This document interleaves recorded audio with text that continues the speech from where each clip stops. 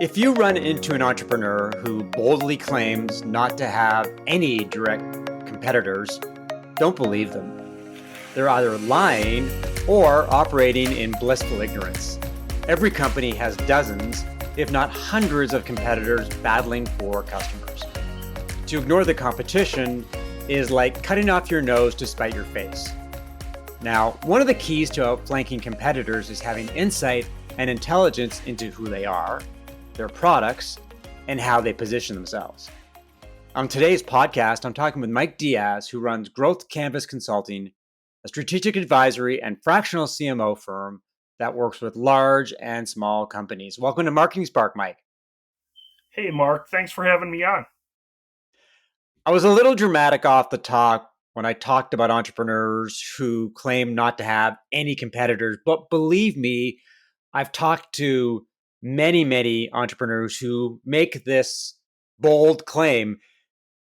Do you think those people exist, or am I just running into unicorns along the way? Well, I definitely have met many of those people.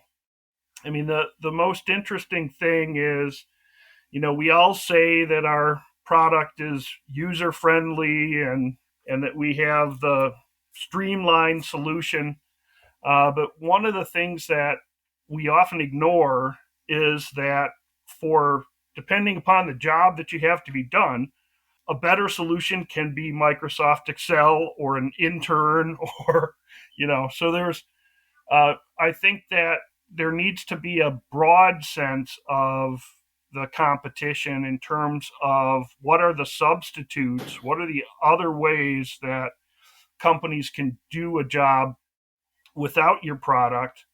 And then, the other thing that's important to keep in mind is that particularly as a small firm, you typically don't have the kind of tentacles out into the market where you're going to see all those new emerging solutions, and you don't have the resources often to uncover those new solutions that are coming in the market. So I think it's important to approach the whole idea of competition, with a bit of caution and care.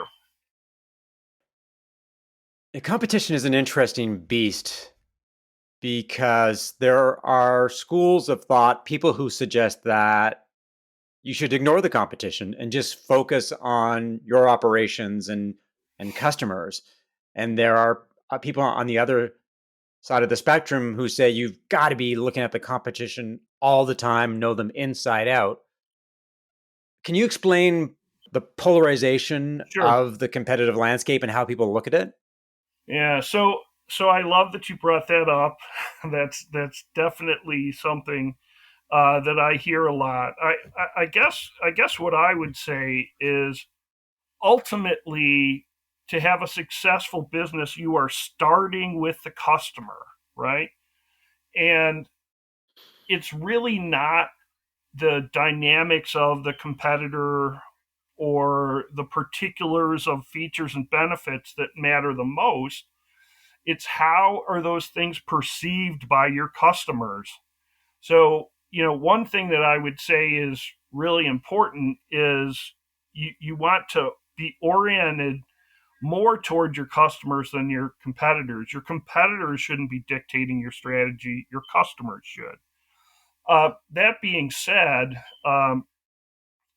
particularly as a small firm, you are going to have pretty large blind spots. We already talked a little bit about competition, but it's a rapidly evolving landscape, and to have a little bit more visibility into what your customers are doing or planning is very critical. You want to be able to counter any efforts that they make. But the other thing that I think is really important is sales enablement. Are you giving your sales, you're sending your sales rep over the hill with a saber rattling? Are you giving them the tools that they need to do their job, to talk about your solution in the context of all the other solutions that are out there? So to have the right kind of competitive positioning requires a real understanding of the competitive landscape. So I think as long as you continue to be oriented toward the customer, you're going to be fine. That's the bottom line.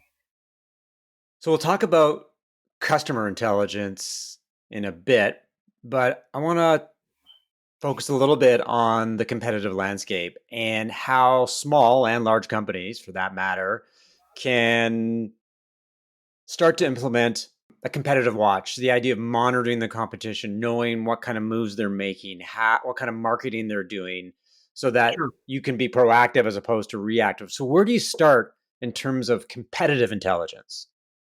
I always say that a great place to start is, and I guess this is drum roll, please, right? I always say that a great place to start is Google Alerts. Okay. And I know everybody laughs when I say that, but how many companies have Google Alerts on their competitors, very specific searches and basic searches, and frankly, most companies need to have a Google Alert on them on their own brand, their own products, etc.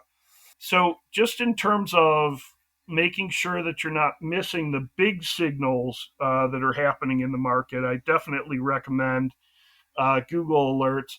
Social media is a treasure trove of information. The availability of insight and data through social is really important. One interesting way to look at where a competitor is focused is to use tools like SpyFu, that actually look at the keywords and what they're doing in terms of keywords. SEMrush also has a good tool set to look at what's going on with SEO and advertising in terms of your competitors. The other thing that I think is important to look at to understand the big picture of what's happening with your competitors, particularly the large ones, is just looking at their hiring. Who are they hiring? A quick look on Indeed can help you to see kind of where their focus is in terms of people planning. So those would be some of the places that I would start. And the other thing that I would say is sales enablement. Do you have kind of competitive positioning versus your key competitors? That's another place that where I would suggest starting. I mentioned off the top that every company has dozens, if not hundreds of competitors. And it may have been over dramatic in saying that, but the question is, how many companies should you be actively monitoring? Is it 3? Is it 5? Is it 10? I mean, for small companies with limited resources, Sure. obviously you're only going to be able to focus on so many. With larger companies, obviously the competitive set can be larger, but is there a rule of thumb when it comes to monitoring competition? And the other Yeah. angle would be direct competitors, counting software X versus Y, Quicken versus Wave versus indirect competitors. And how does that come into the mix as well? So you're not going to like my answer. It depends, right? But really, when you look at it, uh, what I think is important is that as a first step, you cover the consideration set that you're running into in the marketplace. So when a company is looking at your solution, what are the 3 or 4 other solutions that they're typically considering in the market? And then you really can take a flyer on company that's addressing a different segment. If you're a little bit worried they're going to move up market or something like that, get them into your competitive set. But I would say to be really deep diving on more than 3 or 4 companies is probably not a good use of your resources. You mentioned that focusing on customers and knowing them inside out is obviously a key part of outflanking competitors and knowing where the opportunities and the risks exist. Maybe we can do a little bit of customer intelligence 101 Everyone, especially on LinkedIn, talks about you have to talk to your customers, you have to know them, you really have to know how they tick. But many marketers don't do it. They're making educated guesses at best. So if you were advising a marketer in terms of having customer intelligence, what steps how should they start when it comes to getting enough insight to do marketing that's relevant and that will resonate? Well, as a first step, I'd suggest staying tuned in to customer websites, social media, etc. There's a lot that you can learn, and it's really important that when you're talking to customers that they're not having to explain to you everything about them. So I think to be curious and to be continuing to follow what your key customers are doing is critical. Um, I also think that understanding the buying process that customers are navigating is increasingly critical. Post COVID, we know that north of 95% of the buyer journey is going to take place without sales interaction, right? So actually understanding what it is that helps the prospect to see that they have a need, and kind of what is the process, who are they consulting, who's involved in the buying process. All those kinds of things are really important. One thing that I'd recommend, if you're really trying to get started, is to do some win-loss interviews, win-loss and no decision interviews, so that you can understand kind of what is that process that the customer is going through and that results in a sale. What's the process that they go through, and what are the disconnects that occur that result in a loss, and then what's the process look like when there's no decision at all, right? You basically lost to the status quo. So I think doing those kinds of interviews, number one, they help you to improve your marketing and products. But number two, they pave the way for increased win rates moving forward. So, I mean, it's just a win win. Yeah, that's an area that I want to dig a little bit deeper into because when you win a customer, everybody's happy. The customer's happy because they found a solution that they believe is going to deliver value and ROI. The vendor is happy because obviously they've got a new customer. So that sets the stage for a good conversation where you can circle back with them after the deal's been signed and say, just curious about what was it about us that you liked? Who else did you consider? Why didn't you pick them? Okay, so that's fine. But for lost deals and no decision opportunities, that may be a bit more challenging because if you've lost business to a competitor, it's a bit awkward to go to a company and say, well, why didn't you pick us? Our solution is really good. I thought we had a good relationship. I thought we did a good job during the demo or during the sales demonstration. Sure. And I'm just disappointed that you didn't pick us. It comes across as whiny or, you're complaining after the fact. And on top of that, it comes across like you're trying to go back in and win the sale, right? Yeah, but that's all true. But what you're really trying to do is just gain insight so that you can Correct. do a better job going forward. Maybe down the road, if that customer is disappointed, they may circle back. I'm curious about what your approach is when you're trying to approach a lost or no decision and Sure. position it properly. They see that they don't think you're trying to win their business. They don't think you're trying to complain. You're Sure. just looking for their feedback.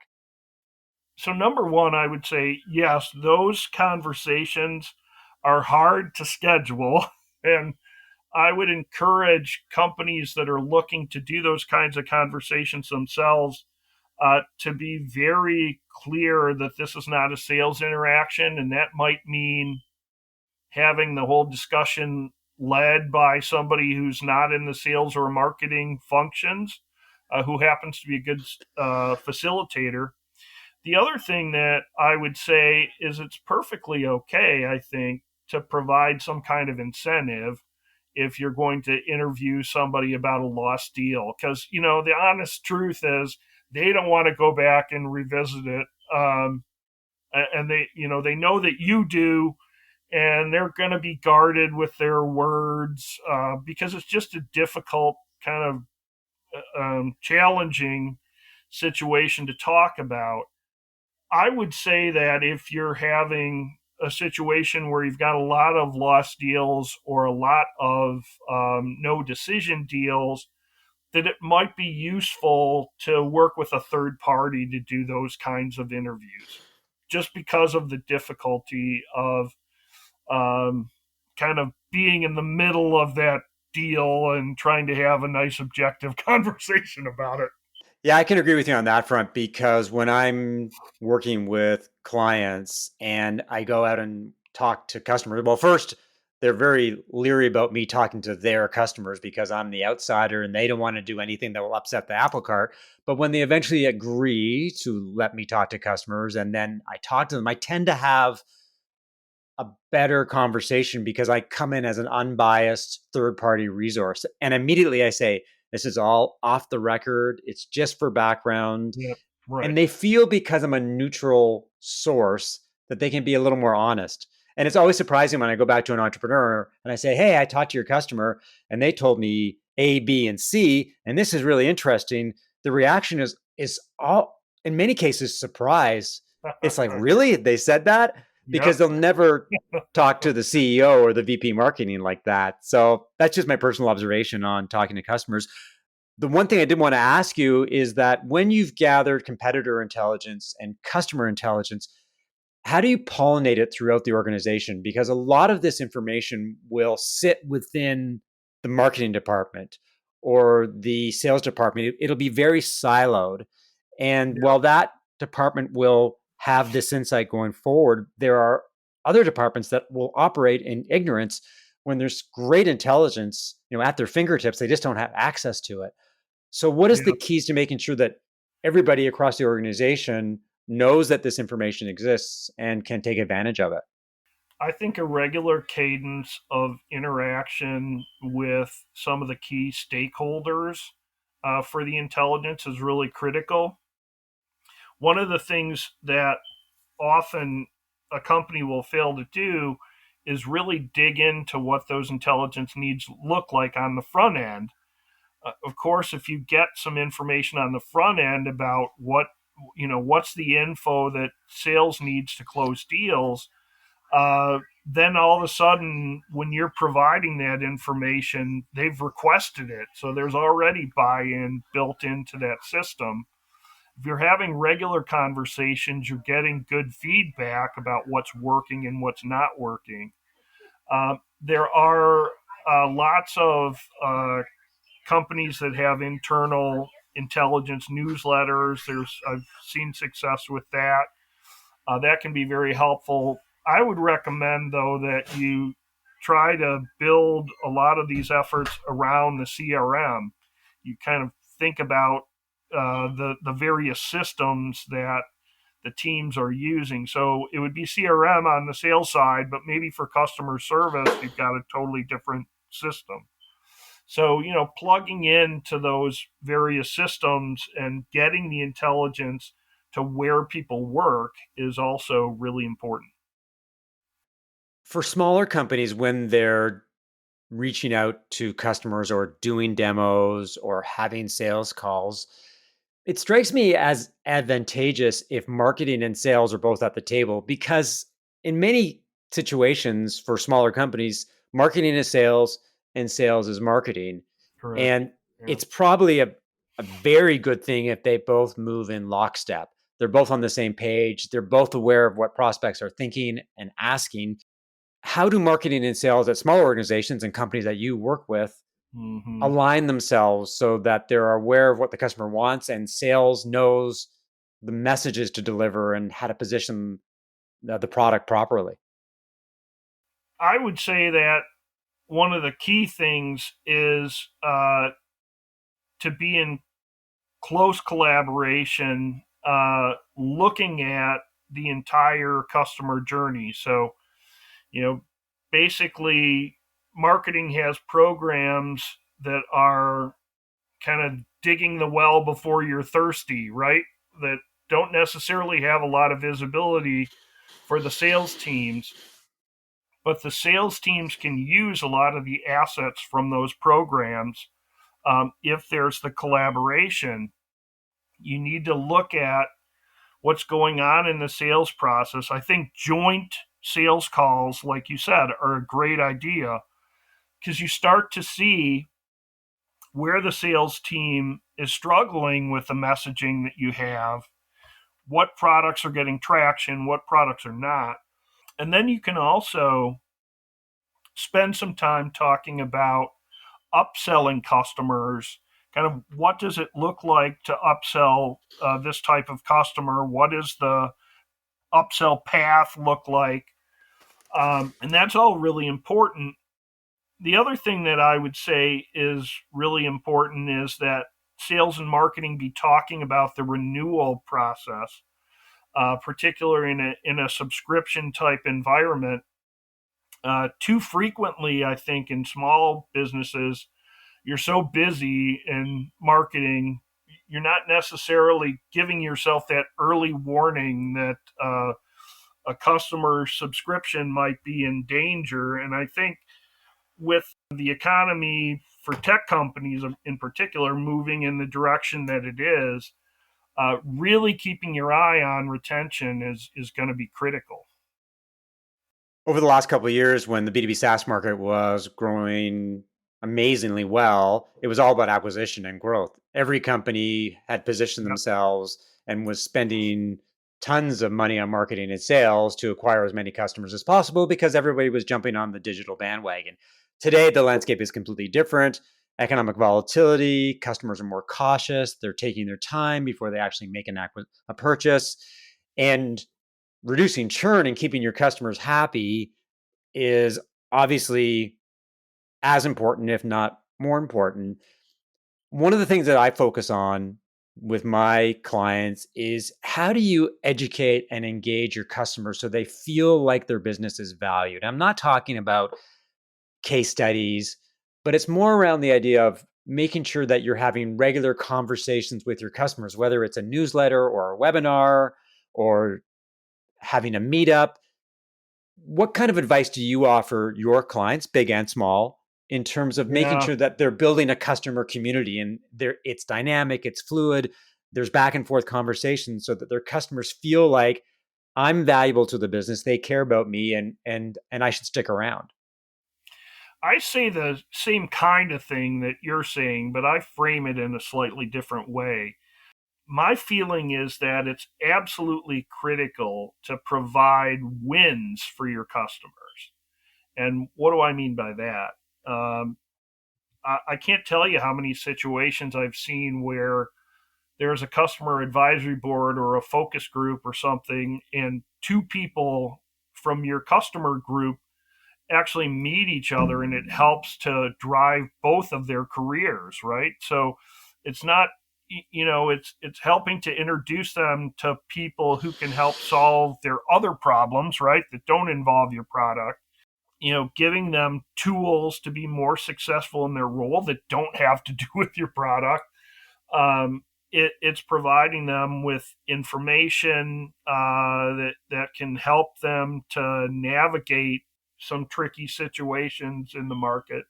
So, from my standpoint, it's yes, it's the regular contact, but there just has to be some thinking about how can I bring some wins to my customer to make their week go better.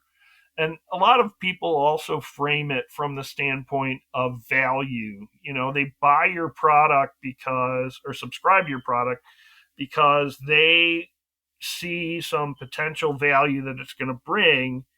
And to what extent are we having those conversations up front? What value do you expect from this product over the subscription cycle? And checking in, and okay, so that's our litmus test for value. How are we doing at this stage? Rather than, a month before the renewal, hey, remember me? So it's a it's really important, I think, to think about value, to think about customer wins, and I think to the extent that the customer wins don't really involve, your product directly, it really casts your organization in a very positive light. The thing about software is that there's obviously a big focus on the technology, but at the end of the day, it's really about helping people get jobs done, making them Correct. more efficient, more productive, more successful, healthier, whatever the case may be.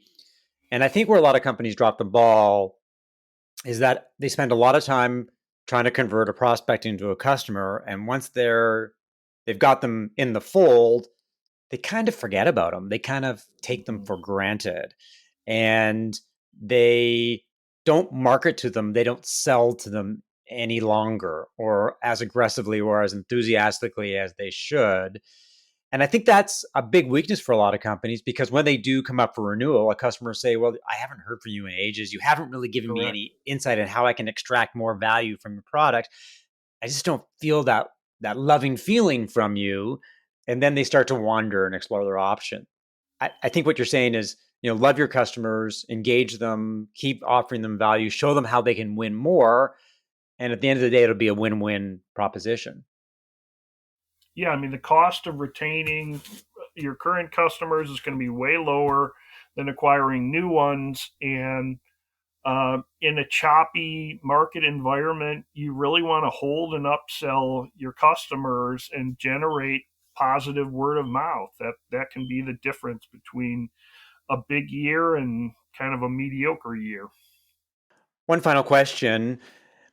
If you're a marketer, a B2B SaaS marketer or a B2B marketer right now, and you're looking at the economic landscape and you're trying to figure out what levers to pull, what decisions to make, because everything is rather uncertain, what's advice would you offer them from an intelligence point of view, a competitive intelligence, customer intelligence point of view, so that they're pulling the right levers, making the right decisions, spending their money in the right places? Is there some fundamentals that they should focus on? Because often, there's a lot of exciting and shiny new things when it comes to marketing, but often it comes back to the fundamentals and paying attention to the things that matter. What's your advice in terms of how they can move forward more confidently? Yeah, I think particularly for small companies that are trying to navigate in this environment, you really want to try to find ways to create an asymmetric advantage over kind of a large company. And what do I mean when I say that? I mean that, um, for example, a small company is, by its very nature, very nimble, right? So, to the extent that they can know the customer better, I mean, I've been at development team discussions in small companies where they just say, okay, can we get that feature in there now, right? And if you're in a big company, that's really not so possible. So I would just look for areas where you can play to your strengths as a smaller company, to gain an advantage, that's really not something that can be replicated by your competitors. Final question. Where can people learn more about you and what you do? They can follow me and connect with me on LinkedIn. I'm at Mike H. Diaz on LinkedIn. So look forward to some good conversations. Awesome. Well, thanks for the great insight, Mike. I'm a big believer in the value of customer and competitive intelligence. The more you know about your customers, the more you know about your competitors, the more successful your marketing and sales will be. So thank you for having a great conversation on Marketing Spark. And thanks for everyone for listening to another episode of Marketing Spark. If you enjoyed the conversation, leave a review, subscribe via Apple Podcasts, Spotify, or your favorite podcast app, and share via social media. To learn more about how I work with B2B SaaS companies as a fractional CMO, strategic advisor, and positioning and messaging consultant, email mark@markevans.ca or connect with me on LinkedIn. I'll talk to you next time.